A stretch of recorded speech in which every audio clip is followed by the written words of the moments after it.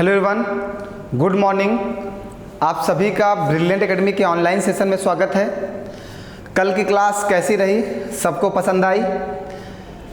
बताइए, कमेंट करिए जल्दी से कि कल की क्लास समझ में आई।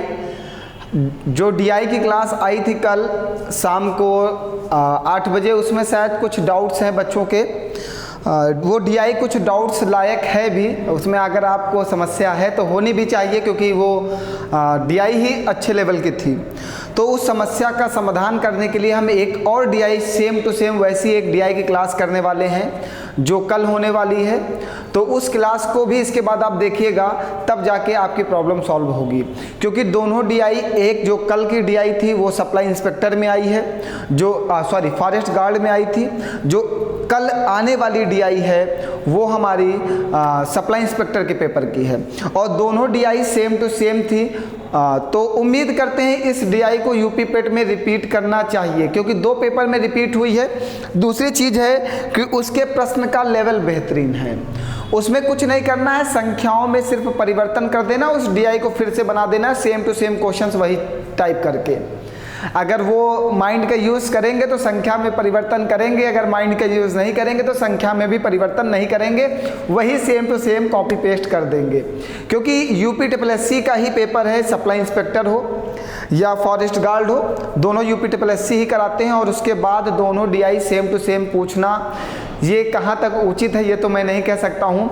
सिर्फ दोनों डीआई में उन्होंने नंबर का परिवर्तन किया था। तो आप भी उम्मीद करो यूपी पेट के पेपर में नंबर में परिवर्तन करके फिर से आपको वो डीआई देखने को मिल जाए, तो आपके लिए थोड़ा सा बेहतर होगा, क्योंकि डीआई अच्छे लेवल की है। तो उस डीआई में जो भी डाउट्स हैं उसको क्लियर करने के लिए हम एक और डीआई की क्लास करेंगे, जिससे आपके डाउट्स क्लियर हो जाए। वो डीआई सच में अच्छे लेवल की थी। तो नेक्स्ट डीआई की क्लास का इंतजार करिए। डीआई की क्लास रेगुलर वे में अल्टरनेट में चलेंगे, अल्टरनेट क्रम में डीआई की क्लास चलेगी। हमने बोला था आपसे कि जो मॉर्निंग में हम लोग 8 बजे क्लास करते हैं, जो 10 का डोज चलता है, उस 10 के डोज को हम लोगों ने इस समय परिवर्तित किया है यूपी पेट स्पेशल में। मीन्स इस समय जो 10 का डोज आएगा उसमें यूपी पेट स्पेशल प्रश्न पढ़ाए जाएंगे, ऐसे प्रश्न जो आपके पेपर के लिए महत्वपूर्ण होंगे। होगा 10 का डोज ही, टॉप 10 क्वेश्चंस पढ़ाए जाएंगे यूपी पेट स्पेशल के लिए। आपको टॉप 10 प्रश्न पढ़ाए जाएंगे, और ऐसे प्रश्न जिनके आने की पूरी संभावनाएं होंगी आपके पेपर में। अप्रॉक्स हमें 13 से 14 दिन का समय है हमारे पास। 13 से 14 दिन में अगर हम बात करें तो मॉर्निंग में हम 14 से 15 क्लासेस आपके साथ डिस्कस कर सकते हैं। इससे ज़्यादा क्लासेस हो भी नहीं पाएंगे क्योंकि समय कम है। तो इन 15 क्लास में हमें ऐसा पढ़ाना है जो आपका 5 नंबर का पेपर है वो 100% यहीं से आना चाहिए। 15 क्लास का मतलब हम आपको 150 प्रश्न पढ़ा पाएंगे, और 150 प्रश्न से हमें 5 नंबर का पेपर आपके पेपर में ऐसे क्वेश्चंस होने चाहिए जो हम पढ़ाएं वही आए ना। और डीआई के लिए मैंने बताया कि शाम को अल्टरनेट क्लासेस चल रही हैं। डीआई की लगभग हम 25 क्लासेस डिस्कस कर चुके हैं। अगर बात की जाए अगर 25 क्लासेस की, तो 25 क्लासेस में हमने कम से कम आपको 35 डीआई पढ़ाई होंगी। अगर ये 35 डीआई की क्लासेस आप डिस्कस कर लेते हो हमारे साथ, तो 100% आप इस चीज़ का दावा कर सकते हो कि पेपर में आपकी कोई भी डीआई मिस नहीं होगी। तो इस डीआई के 20 नंबर को आपको गेन करना है, 20 में 20 नंबर लाना है। इसके लिए आपको वो 35 डीआई की क्लासेस करनी होंगी। 1 अक्टूबर का इंतजार करिए। 1 अक्टूबर को हमारी नोट्स जारी हो जाएगी डीआई की, जो यूपी पेट स्पेशल होगी। ठीक है, 1 अक्टूबर को डीआई स्पेशल नोट्स जारी हो जाएगी। उस नोट्स को आपको लगा लेना है। उसके बाद आपकी कोई भी डाउट्स नहीं रह जाएंगे, सारे के सारे डाउट्स उसी दिन से समाप्त हो जाएंगे। चलिए फिर क्लास की शुरुआत करते हैं आज के बेहतरीन प्रश्नों के साथ। आप मेहनत करते रहो, संघर्ष से ही जीवन में सफलता मिल सकती है। जिन्होंने मेहनत की है उन्हें सफलता मिली है। अगर आप मेहनत करोगे तो आपको भी सफलता मिलेगी, क्योंकि सफलता उन्हीं को मिलती है जो मेहनत करते हैं। मेहनत करने वालों के कदमों में सफलता अपने आप आती है। तो आप लगातार इसी तरह लगे रहो। यूपी पेट के पेपर में आपको अच्छी सफलता दिलाने का पूरा प्रयास करेंगे। कोशिश ये भी है कि 5 से 7 क्लास हिंदी की करा देंगे। जितना यूपी पेट स्पेशल का पोर्शन है वो मैं कवर करा दूंगा। जितना यूपी पेट स्पेशल है हिंदी का वो उतना पोर्शन आपका कवर करा दिया जाएगा। मैथ और रीजनिंग मैं कवर कर रहा हूँ, हिंदी कवर करा देंगे। जीएस आप अपने आप पढ़ते रहो, जहाँ से जिस भी चैनल से पढ़ रहे हो, ऑफलाइन ऑनलाइन कहीं भी पढ़ रहे हो, जीएस आप तैयार करते जाओ, क्योंकि 50 नंबर वो भी बहुत ही महत्वपूर्ण है। चलिए फिर स्टार्ट किया जाए, क्लास को प्रारंभ करते हैं। चलिए पहला प्रश्न हमारे साथ यूपी पेट मोस्ट इंपॉर्टेंट प्रश्न चल रहे हैं, मोस्ट इंपॉर्टेंट क्वेश्चन चल रहे हैं यूपी पेट के। तो इन प्रश्न को आपको मिस नहीं करना है और 15 क्लासेस तो बिल्कुल मिस नहीं करनी है, क्योंकि शायद इन्हीं 15 क्लासेस से कोई भी प्रश्न आपके पेपर में छप के आएगा। तो ये 15 क्लासेस पढ़ लीजिएगा, 5 नंबर आपके क्लियर हो जाएंगे। और डीआई की 35 क्लासेस पढ़ लीजिएगा, आपके 20 नंबर क्लियर हो जाएंगे। 5 से 6 क्लासेस रीजनिंग की पढ़नी है, 5 नंबर वहाँ से क्लियर हो जाएगा। 30 नंबर मेरा पेपर है, हमने 30 नंबर आपको दिला दिए। मेहनत आपको करनी है क्योंकि नंबर आपको चाहिए। चलिए आइए, पहला प्रश्न कह रहा है एक वस्तु पर कर 14% कम हो जाता है और उसकी चपत नहीं खपत, और उसकी खपत 10% बढ़ जाती है। राजस्व पर पड़ने वाला प्रभाव ज्ञात कीजिए। भैया अगर किसी वस्तु की जो है मूल्य में कमी आएगी तो हम लोग उसका उपयोग ज़्यादा करेंगे। अगर मूल्य डाउन होता है तो हम लोग खपत ज़्यादा करेंगे, तो इसके ऊपर जो हमारे रेवेन्यू है उसके ऊपर कुछ ना कुछ तो इम्पैक्ट पड़ेगा ही पड़ेगा। वो रेवेन्यू में इंक्रीज हो या रेवेन्यू डिक्रीज हो, इसके बारे में तो क्वेश्चंस को सॉल्व करने के बाद ही पता चलेगा।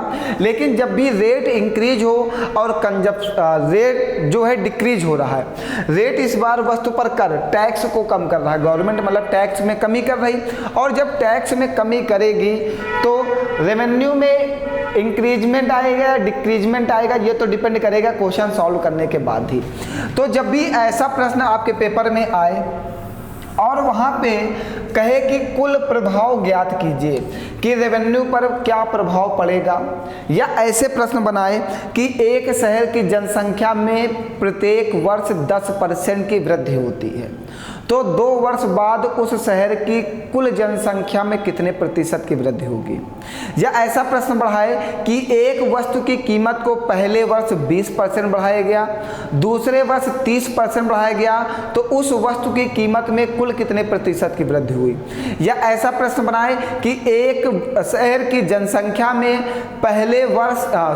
एक शहर की जनसंख्या में जन्म दर 3.6% है। क्या एक शहर की जनसंख्या में जन्म दर 3.6% है और मृत्यु दर 1.6% है, तो उस शहर की कुल जनसंख्या में 2 वर्ष बाद क्या प्रभाव पड़ेगा। तो ऐसे प्रश्नों के लिए आप सब जगह जब भी कुल प्रभाव की बात करेगा तो वहां पे आप प्रतिशत परिवर्तन लगाओगे। क्या लगाओगे बाबू? प्रतिशत परिवर्तन। तो प्रतिशत परिवर्तन होता क्या है, इसमें फार्मूला होता है plus minus x plus minus y plus minus x y upon 100। ये प्रतिशत परिवर्तन का फार्मूला होता है। हम लोग प्लस तब लगाते हैं जब इंक्रीज होता है और माइनस तब लगाते हैं जब डिक्रीज होता है। तो पहले आपको कह रहा है कि 14% की कमी आई, मतलब हम कह सकते हैं एक्स जो है वो डिक्रीज हो रहा है और खपत में 10% की वृद्धि आई, मतलब हम ये कह सकते हैं वाई जो है इंक्रीज हो रहा है। तो टोटल रेवेन्यू में कितने प्रतिशत की वृद्धि या कमी होगी। तो x जो है 14% की कमी है, माइनस का 14, y जो है 10% की वृद्धि है। भैया यहाँ पे x और y का गुणा आता है, जब x और y का गुणा करोगे 14 गुणे 10 और माइनस और प्लस का गुणा करोगे तो चिन्ह लगेगा माइनस का बटे में 100। एक जीरो से एक जीरो कट जाएगा, इसको घटाओगे तो ये माइनस का 4 आएगा, 10 से इसको डिवाइड करोगे तो माइनस का 1.4, ऐड करोगे तो माइनस का 5.4, मतलब डिक्रीज होगा। जब आंसर माइनस में आएगा तो डिक्रीज होगा और डिक्रीज होगा तो माइनस का डिक्रीज हो रहा है तो 5.4, डिक्रीज वाला आंसर सी वाला बनेगा। तो बाबू इसको याद रखिएगा, यहाँ से आपके पेपर में पिछली बार मॉर्निंग शिफ्ट और इवनिंग शिफ्ट दोनों में एक प्रश्न यहाँ से जुड़ के आया था। प्रश्न मुझे याद नहीं है, बट ऐसे ही प्रतिशत परिवर्तन से वो प्रश्न बना के दिए थे। आप जाके प्रीवियस ईयर पेपर उठा के देखिएगा और दोनों प्रश्नों को इस फॉर्मूले से सॉल्व करिएगा, दोनों के आंसर आएंगे। बताइए कोई डाउट है किसी को? चलें आगे बढ़ा जाए। भैया ये यूपी पेट स्पेशल क्लासेस हैं, जो 10 का डोज है उसे यूपी पेट स्पेशल में कन्वर्ट किया गया है 14 दिनों के लिए। तो थोड़ा सा लेवल यूपी पेट वाला ही चलेगा। तो जो बच्चे हाई लेवल की क्लासेस हमारे साथ डिस्कस कर रहे थे उनके लिए थोड़ी सी ये कहेंगे प्रॉब्लम क्रिएट हो सकती है। वैसे ये भी आपके लिए भी महत्वपूर्ण है, क्योंकि आपको भी यूपी पेट का पेपर देना होगा। मैं उम्मीद करता हूँ सभी बच्चे यूपी पेट का पेपर देंगे इस बार। चलिए अगला क्वेश्चन लेते हैं। आइए, कह रहा एक व्यक्ति की मासिक आय 12,000 रुपये थी और उसका मासिक व्यय 10,000 रुपये था। अगले वर्ष उसकी आय में 12% की वृद्धि और उसके व्यय में 5% की वृद्धि हुई। उसकी बचत में हुई प्रतिशत वृद्धि की गणना करें। एक व्यक्ति है, उसकी आय इतनी थी और व्यय इतना था। तो कल हमने आपको पढ़ाया था एक बात कि जब आपकी आय से आपके व्यय को माइनस कर दिया जाता है तब आपकी क्या निकल के आती है? बचत निकल के आती है। ये बात आप हमेशा ध्यान रखिएगा। जब आपकी आय से आपके व्यय को माइनस करेंगे तो हमें क्या मिलेगा? बचत मिलेगा। अब जो आपकी आय दी गई है उसको पुट करो। आपकी आय कितनी दी गई है आपको? आपकी मासिक आय 12,000 है। आय कितनी है? 12,000 है। आपका व्यय कितना है? खर्च 10,000 है। जब 12,000 रुपये से आपने 12,000 रुपये कमाए, 10,000 रुपये खर्च कर दिए तो बचाए कितने? 2,000 रुपये। आपकी 12,000 आय थी, आपने 10,000 खर्च कर दिया तो बचत कितने की? 2,000 की। यहाँ पे हम लोग आय व्यय का रेशियो बनाएंगे। 1 2 3 1 2 3 1 2 3, फिर 2 1 2, ये कटेगा 2 पंची 10, ये 2 छंग 12, 6 से 5 घटाओगे 1। रेशियो में कभी भी डिफरेंट जो इधर अंतर है वो बराबर में वो वैल्यू आनी चाहिए। जैसे 12,000 से 10,000 घटाए तो 2,000 आएगा, तो 6 से 5 घटाओगे तो 1 ही आएगा। अब क्या कहा, इस बात को समझिएगा। अब आपसे कह रहा है कि आपकी आय को 12% बढ़ा दिया जाए, तो आय में 12 से मल्टीप्लाई कर दीजिएगा। आपके व्यय को 5% बढ़ा दिया जाए तो व्यय में 5 से गुणा कर दीजिएगा। उसके बचत में कितने प्रतिशत की वृद्धि होगी? X% की वृद्धि होगी। तो ये 12 छंग 72 और 5 25। 72 से जब आप 25 घटाओगे तो वैल्यू कितनी आएगी? आंसर कितना आएगा? 47% आ जाएगा। तो उसके बचत में कितने प्रतिशत की वृद्धि होगी? 47% की वृद्धि होगी। बहुत ही इंपॉर्टेंट, मोस्ट इंपॉर्टेंट प्रश्न है इस बार आपके यूपी पेट स्पेशल के लिए। 14 से 15 क्लासेस में जो भी प्रश्न आएंगे वो सच में आपके पेपर में ही छपेंगे। मोस्ट इंपॉर्टेंट क्वेश्चन चलेंगे, ऐसे प्रश्न जो पेपर में आने ही आने हैं। बताइए इसमें कोई डाउट है आपको? बहुत ही आसान मेथड है ये वाला। यहाँ पे हमने रेशियो बना लिया, उसकी आय में जितने % की वृद्धि हो उतने से मल्टीप्लाई कर देना है। उसके व्यय में जितने % की वृद्धि हो उसके व्यय में उतने से मल्टीप्लाई कर देना है। बचत में कितने प्रतिशत की वृद्धि होगी? तो बचत में X% की वृद्धि होगी, X से मल्टीप्लाई कर देना। 12 छंग 72, 5 25, 72 से जब 25 घटाओगे तो 47% आएगा। तो x की वैल्यू जो आ गई 47% आ गई। तो बचत कितने प्रतिशत की हो गई? 47% की हो गई। जल्दी से कमेंट करके बताओ कहीं पर कोई डाउट हो। सब कुछ क्लियर है? एक एक पॉइंट क्लियर करना, क्योंकि पेपर में कोई भी प्रश्न आपके छप सकता है, इसलिए ऐसे प्रश्नों से भागना नहीं। बहुत ही आसान मेथड है। ये बात आपको याद ही होगी, क्योंकि आप पैसा कमाते हो, खर्च करते हो और बचत करते हो। जितना कमाओगे जितना खर्च करोगे उसके बाद जो बचेगा उसके बचत करते हैं। तो आपकी आय से जब भी आपके व्यय को माइनस किया जाएगा तो आपका बचत आ जाएगा। बताओ बाबू कोई डाउट कहीं पर? बढ़ा जाए आगे फिर। चलिए आइए अगला प्रश्न लेते हैं। ये भी एक शानदार प्रश्न है, LCM HCF का। ऐसा प्रश्न शायद आ जाए ना। प्रश्न बहुत ही शानदार है। क्या कह रहा है? कह रहा 4 धनात्मक संख्याओं का अनुपात ये है। हमने कहा 4 संख्याएं A अनुपात B अनुपात C अनुपात D। 4 संख्याएं, एक है 5, दूसरी 8, तीसरी 12, चौथी 18। सबके साथ हमने x लगा दिया कि ये वाली 5x, ये वाली 8x, ये वाली 12x, ये वाली 18x। ठीक है, जब भी किसी संख्या में कोई संख्या कॉमन हो तो वो HCF होती है, मासा होती है। जब भी किसी संख्याओं में कोई संख्या कॉमन हो तो वो मासा होती है, HCF होती है। ठीक है, हाईएस्ट कॉमन फैक्टर होता है। जो मासा होता है वो सभी संख्याओं में कॉमन होता है, जो लासा होता है वो सभी संख्याओं का मल्टीप्लाई होता है। ठीक, तो हमें कहा कि इन चार धनात्मक संख्याओं का अनुपात ये है और उनका लासा ये है, लासा दे रखा है। तो इन संख्याओं का जो मल्टीप्लाई होगा वही क्या होगा, लासा होगा। 5x into 8x into 12x into 18x। अब ये कह सकते हैं जो मासा है x उसको कॉमन ले लें, तो बचा क्या, 5 इंटू 8 इंटू 12 इंटू 18। अब सबसे पहले हमें बराबर में क्या रखना है, इसके बराबर में एलसीएम रखना है, क्योंकि सभी संख्याओं का गुणा ही क्या होता है, लासा होता है। तो सबसे पहले हमें इन संख्याओं का लासा निकालना होगा, क्योंकि इक्वल टू में हम लासा रख रहे हैं। जब एलसीएम बराबर एलसीएम होगा तभी आप इक्वल टू में एलसीएम रख सकते हो, क्योंकि एलएचएस बराबर आरएचएस होना चाहिए। अगर आप इधर लासा पुट कर रहे हो तो इधर भी लासा ही होना चाहिए। तो हमें 5, 8, 12, 18 का लासा निकालना होगा। तो 5, 8, 12, 18 का लासा कितना होगा, 360 होगा। इक्वल टू में कितना, 2880। ठीक है, इसका लासा आप रखिएगा तो इसका लासा आएगा 360। ठीक है, लासा आप निकाल लीजिएगा, एलसीएम निकालना आपको आता है। ठीक, तो हमने क्या किया, 5, 8, 12, 18 का लासा पुट कर दिया 360 और इक्वल टू में भी एलसीएम पुट कर दिया। अब काटिएगा इसको, ये 0 से 0 कटेगा, ये इससे 8 बार में कटेगा, तो x की वैल्यू कितनी आ गई, 8 आ गई। x की वैल्यू 8 आ गई। आपसे पूछा क्या है, सबसे छोटी संख्या। सबसे बड़ी संख्या और सबसे छोटी संख्या में अंतर क्या है। सबसे बड़ी संख्या कौन सी, ये वाली। सबसे छोटी संख्या है कौन सी, ये वाली। इन दोनों में अंतर पूछा है, तो 18x माइनस 5x बराबर 13x। x की वैल्यू कितनी है, 8, तो 13 गुणे 8 रख दीजिएगा और 13 8 104 होता है। ये आंसर आ गया आपका। बहुत ही अच्छा और शानदार प्रश्न है। बताइए कोई डाउट है, इस बात को ध्यान रखिएगा। यहाँ पे जब आप बराबर में लासा रखोगे तो जितनी संख्याएं दी जाएंगी उनका भी लासा ही रखिएगा। जितनी संख्याएं दी जाएंगी उनका लासा रखिएगा।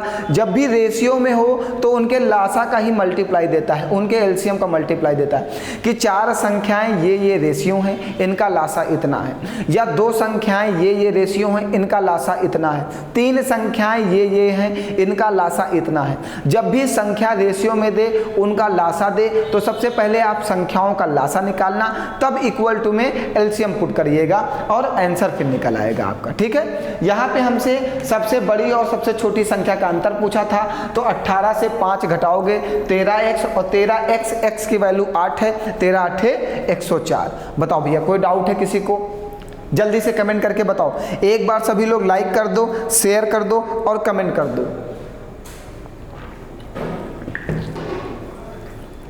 अगर सब कुछ समझ में आ रहा हो तो लाइक शेयर कमेंट तो बनता है।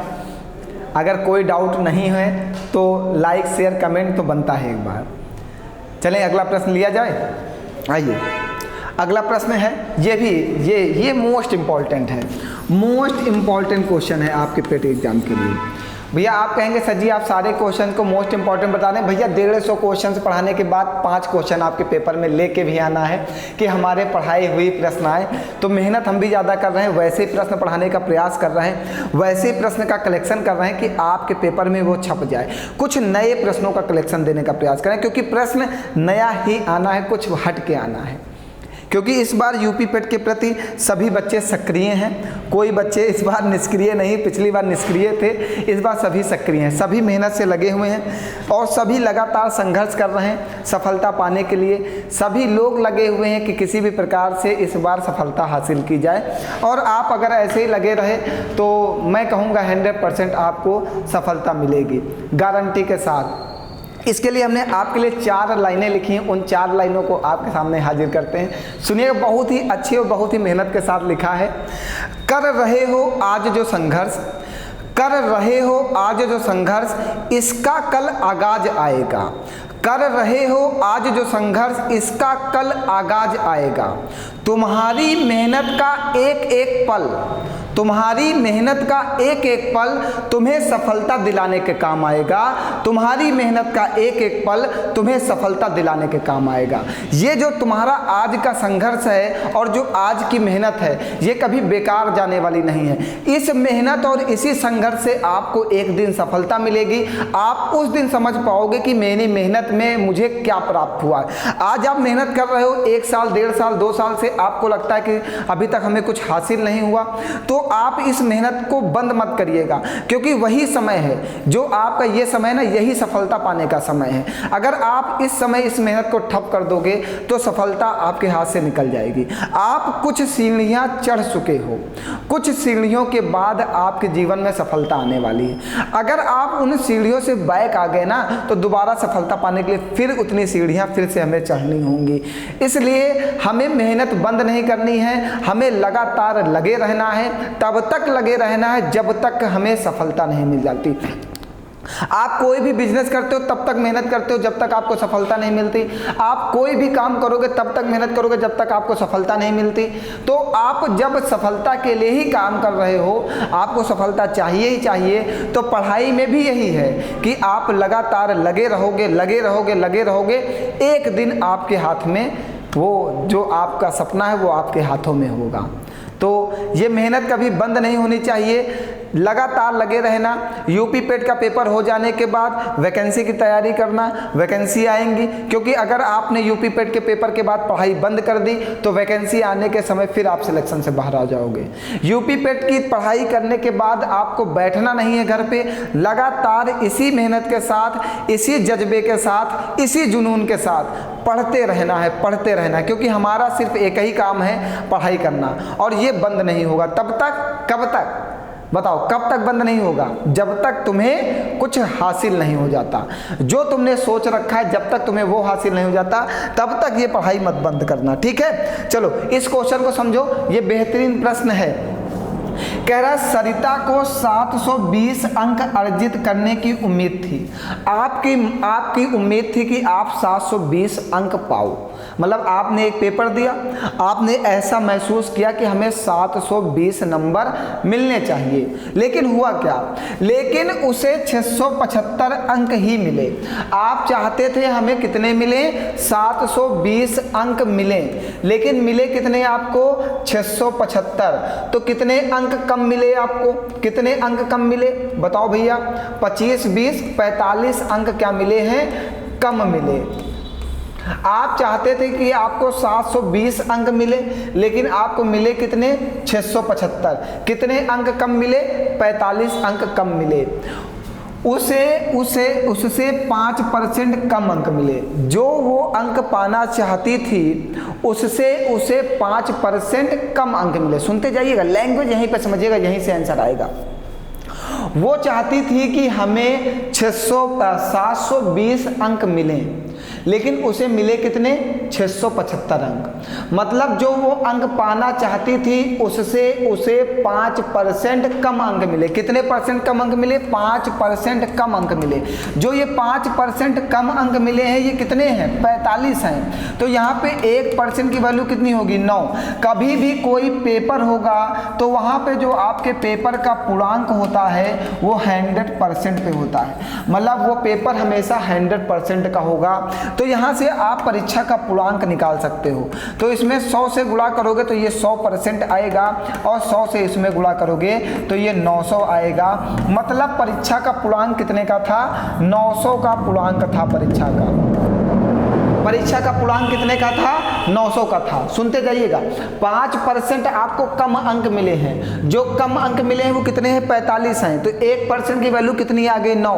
कोई परीक्षा होती है वहां पे 100% पे पूर्णांक होता है, तो 100% की वैल्यू कितनी आ गई? 900। मतलब वो परीक्षा 900 नंबर की थी। आगे क्या कह रहा है? 90% अंक प्राप्त करने के लिए उसे कितने अंक अर्जित करने चाहिए थे? अगर वो चाहता है कि हमें 90% अंक चाहिए तो हमें क्या करना होगा? ठीक है। अगर वो चाहता है कि हम 90% अंक लाएं तो हमें कितने नंबर मिलने चाहिए थे? परीक्षा का पूर्णांक 900 का है, आप 90% अंक पाना चाहते हो तो आपको कितने अंक मिलने चाहिए थे? 9 9 81, कितने अंक मिलने चाहिए थे? 810 अंक मिलने चाहिए थे। बताइए कोई डाउट है? जल्दी से बताइए भैया, कहीं पर कोई प्रॉब्लम आपको? आगे बताया जाए। फिर आप ये चाहते थे कि हमें 90% अंक मिले, 900 का पूर्णांक है, 900 में आपको 90% अंक चाहिए तो 900 का 90% निकाल दो, कितने अंक मिलने चाहिए? 810 अंक मिलने चाहिए। आगे बढ़ा जाए। मोस्ट इंपॉर्टेंट प्रश्न है, बहुत ही अच्छा प्रश्न है। चलिए अगला प्रश्न लेते हैं। आइए, कह रहा है एक कक्षा में छात्रों की औसत आयु इतने वर्ष है, कक्षा में लड़कों की औसत आयु इतने वर्ष है और लड़कियों की औसत आयु इतने वर्ष है। कक्षा में लड़कों की संख्या का लड़कियों की संख्या से रेशियो बताइए। मतलब आपको बॉय का रेशियो बताना है गर्ल से, ठीक है। एक तरफ बॉय लिखिएगा, एक तरफ गर्ल लिखिएगा। तो बॉय का औसत कितना है? 18.4 है, तो बॉय का औसत लिखिएगा 18.4। लड़कियों का औसत कितना है? 16.4, लड़कियों का औसत 16.4 लिखिएगा। बीच में टोटल पूरी कक्षा का औसत लिखिएगा, टोटल बॉय और गर्ल का औसत बीच में लिखिएगा। देखिएगा एक कक्षा में छात्रों का औसत, छात्रों का औसत का मतलब है यहाँ पे बॉय और गर्ल दोनों का औसत दिया गया, कितना? बीच में हमेशा टोटल लिखिएगा 16.8। इससे इसको माइनस करिएगा तो 0.4 और इससे इसको माइनस करिएगा तो 14 से 8 जाएगा 6, एक हासिल गया और बचा कितना? 7, 7 से 6 जाएगा 1, 1.6। पॉइंट से पॉइंट काटिएगा, 4 1 9 4, 4 चौको 16। बॉय और गर्ल का रेशियो क्या बनेगा? 1:4 है ऑप्शन में, ये देखिए बॉय और गर्ल का रेशियो क्या बनेगा? 1:4। ऊपर बॉय की संख्या और गर्ल की संख्या का औसत रख दीजिएगा, बीच में टोटल रखिएगा। इससे इसको माइनस करिएगा तो ये वाली वैल्यू आएगी, इससे इसको माइनस करिएगा तो ये वाली वैल्यू आएगी। दोनों का रेशियो बना देना, आपका आंसर आ जाएगा। बताओ कोई डाउट? ये भी एक ऐसा प्रश्न आपके पेपर में आ सकता है, ठीक है। चलें आगे बढ़ा जाए। जल्दी से कमेंट कर दो अगर समझ में आ रहा है सभी को। आप लोग कमेंट नहीं करते हो, पढ़ते सभी लोग हो मेरी क्लास, लेकिन कमेंट नहीं करते हो, क्योंकि मुझे ये तो पता चल ही जाता ना कि कितने लोग पढ़ रहे हैं, कितने लोग नहीं पढ़ रहे हैं। पढ़ सभी रहे हैं बट लेकिन जाहिर नहीं करना चाहते कि हम पढ़ते हैं। चलिए अच्छा, लाइक कर दीजिएगा। अगर आप कमेंट नहीं करना चाहते तो लाइक कर दीजिएगा। आइए अगले प्रश्न में बढ़ते हैं। ये भी एक अच्छा प्रश्न, शानदार प्रश्न, इसको भी कह सकते हैं बढ़िया प्रश्न है। देखिए आपने एवरेज बराबर औसत बराबर क्या पढ़ा है, इस बात को हमेशा ध्यान रखना। मैं आज 101 बार लिखने जा रहा हूँ। औसत बराबर होता है सभी संख्याओं का योग, सभी संख्याओं का योग और बटे में सभी संख्या, ये औसत का फॉर्मूला होता है। औसत बराबर होता है सभी संख्या का योग बटे में सभी संख्या। अब क्या कहा प्रश्न ने? प्रश्न कह रहा है यदि दो क्रमागत विषम प्राकृत संख्याओं के वर्गों का योगफल, if the average of the squares of to consecutive odd natural number is मतलब दो विषम संख्याओं के वर्गों का योगफल इतना है। हमने कहा दो विषम संख्याएं हैं, हमने कहा पहली x है दूसरी y है। पहली क्या है? x है और दूसरी y है। समझिएगा, दो विषम संख्याओं के वर्गों का औसत 145 है। पहले क्या? सभी संख्याओं का योग, तो x² प्लस वाई स्क्वायर। सभी संख्या कितनी है? 2। इसका औसत कितना है? 145। यही तो कहा यदि दो क्रमागत विषम प्राकृत संख्याओं के वर्गों का औसत इतना है। दो संख्या हमने एक x मानी एक y मानी, उनके वर्गों का वर्ग कर दिया गया, स्क्वायर कर दिया गया, उनका योग किया बटे में दो संख्या इक्वल टू में उनका औसत रख दिया। दो का उधर गुणा करोगे तो x² प्लस y² बराबर 290 आ जाएगा। x² बराबर y² बराबर 290 आ जाएगा। आप समझिएगा, यहाँ से जो होगा एक संख्या x होगी, दूसरी संख्या y होगी।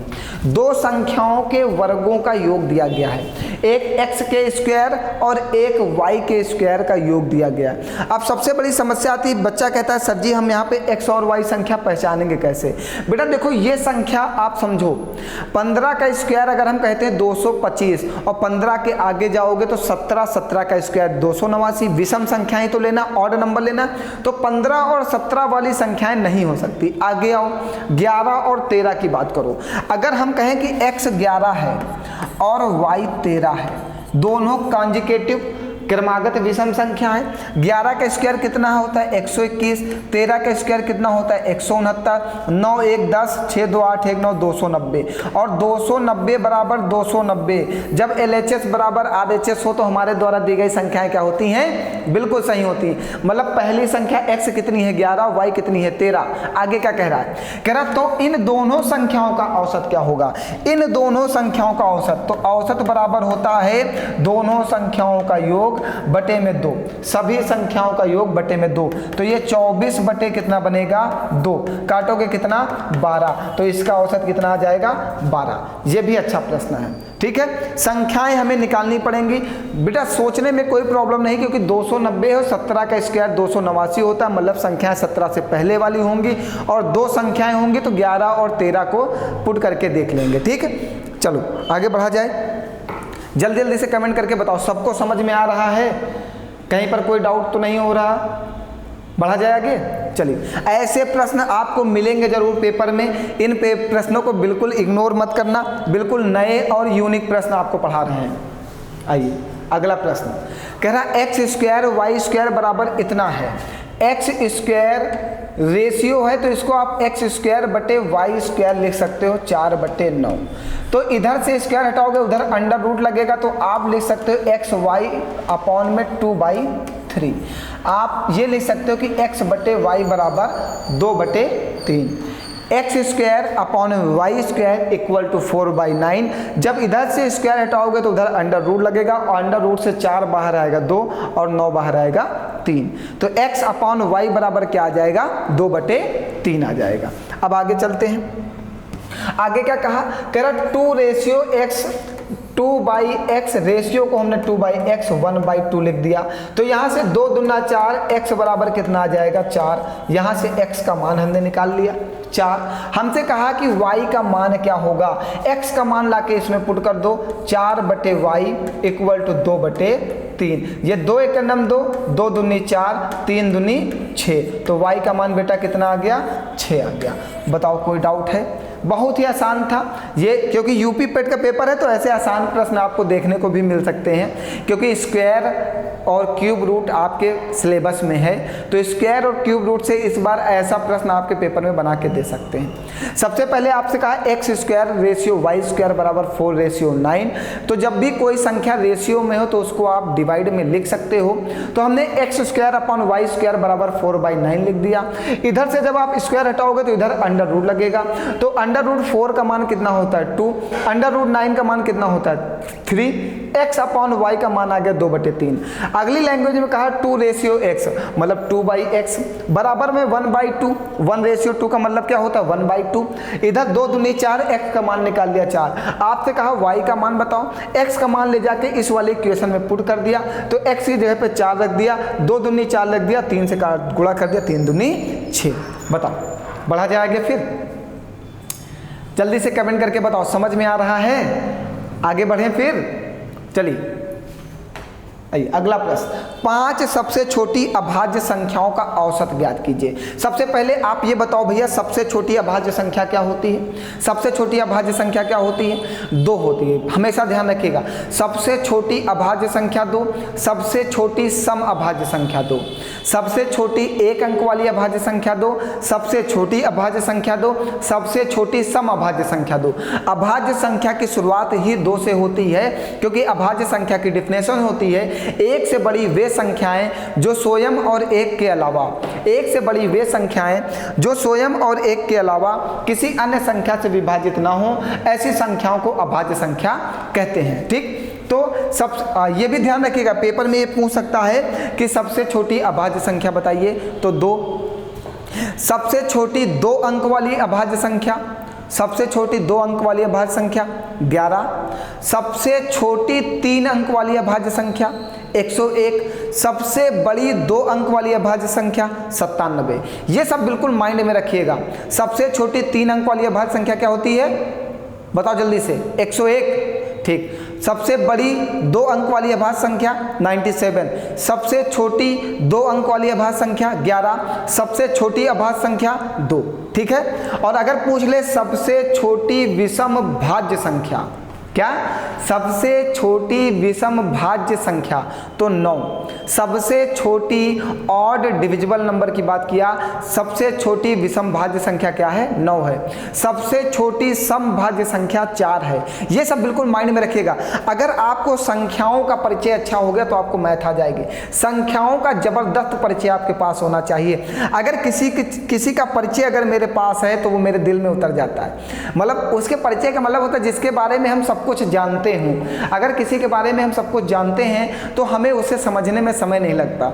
अगर हम उसके बारे में कुछ नहीं जानते तो सबसे पहले हम उसके बारे में जानते हैं, फिर उसको समझने का प्रयास करते हैं। तो अगर संख्याओं का परिचय आपके पास अच्छे से है तो मैथ समझने में समय नहीं लगेगा। तो 5 अभाज्य संख्या, 5 सबसे छोटी अभाज्य संख्या, तो छोटी 2, 3, 5, 7, 11, ये 5 अभाज्य संख्याएं आ गई। इनका एवरेज बताना है, तो एवरेज बराबर होता है सभी संख्याओं का योग। तो सभी संख्याओं का योग करो और बटे में सभी संख्या, जितनी संख्याओं को जोड़ोगे उतनी संख्या से ही डिवाइड करोगे। 3, 2, 5, 5, 5, 10, 7, 17, 17, 11, 28, 28 बटे 5, 55, 25, 10 में लगाओगे 5 छक्का 30, एवरेज कितना आएगा 5.6। बहुत ही आसान था, यूपी पेट के लेवल के लिए पर्याप्त है। यूपी पेट में ऐसा प्रश्न आ सकता है। अगला प्रश्न लिया जाए तो अभाज्य संख्या के बारे में अच्छा सा ज्ञान ले लेना, संख्याओं का परिचय अच्छे से कर लेना कि संख्याएं कैसी कैसी होती हैं, ठीक। चलें आगे बढ़ें, आइए अगला प्रश्न लेते हैं। कह रहा है एक संख्या को 65 से विभाजित करने पर शेषफल 31 प्राप्त होता है, 31 प्राप्त होता है। जब किसी संख्या को हम लोग 65 से डिवाइड करते हैं तो हमें रिमाइंडर जो है 31 प्राप्त होता है। इसी संख्या को जब 13 से विभाजित किया जाए तो शेषफल क्या प्राप्त होगा। तो हमेशा ध्यान रखिएगा, हमेशा सेकंड भाजक से, ऐसे प्रश्नों में सेकंड भाजक से हमेशा हम लोग प्रथम शेष को डिवाइड करते हैं और फिर जो शेष बचता है वही आंसर आता है। हमेशा सेकंड भाजक से प्रथम शेष को डिवाइड करते हैं और हमेशा जो शेष बचता है वही आंसर आता है, ठीक। तो सेकंड भाजक हमारा कितना है, जब संख्या को 13 से विभाजित करते हैं और प्रथम शेष कितना है 31, 13 दूना 26। अब जो शेष बचेगा वही हमारा आंसर आएगा। जब 13 से विभाजित करोगे तो शेष 5 आएगा। कुछ नहीं करना है, सेकंड भाजक से प्रथम शेष को हमेशा डिवाइड करना है, ठीक। चलो अगला प्रश्न लो, आइए।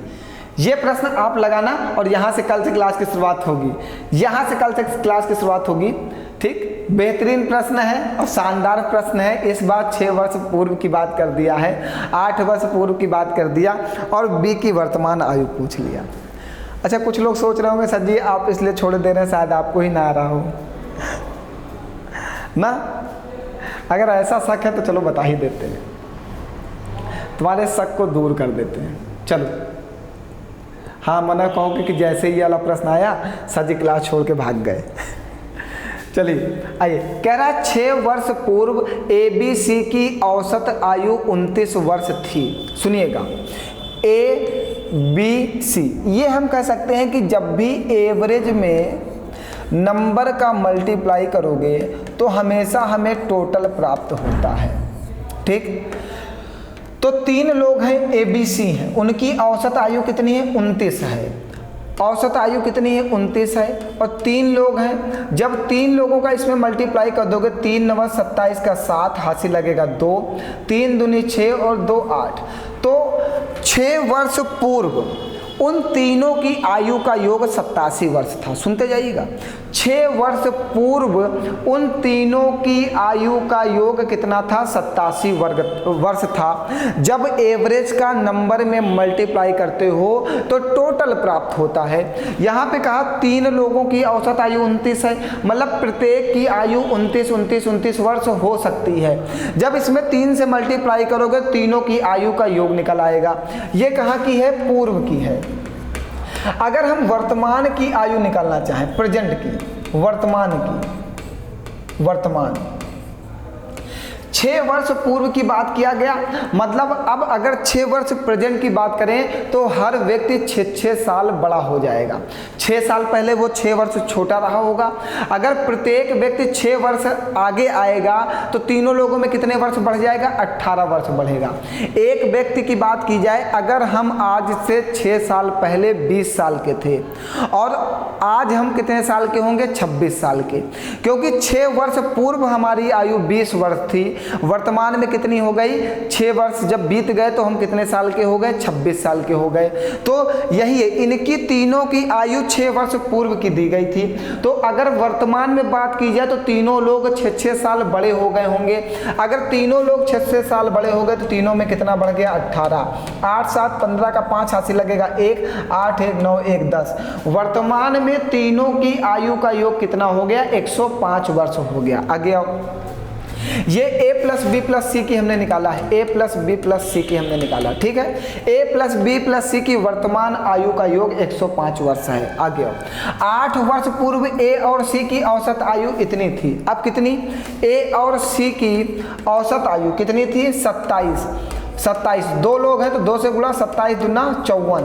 8 वर्ष पूर्व मतलब 8 साल। अब आओ वर्तमान में आओ तो 8 दूनी 16, तो दोनों में 16 मतलब 6 4 10 5 1 6 1 7, 70 वर्ष। वर्तमान में दोनों कितने साल के हैं? 70 साल के हैं। और 8 वर्ष पहले कितने साल के थे? दोनों 54 साल के थे। मतलब भैया दोनों 54 साल के थे तो एक में 8 साल बढ़ेगा, दूसरे में भी 8 साल बढ़ेगा वर्तमान में आने में, तो दोनों में मिला के टोटल कितना बढ़ेगा? 16 साल। तो कितना हो गया? 70 साल।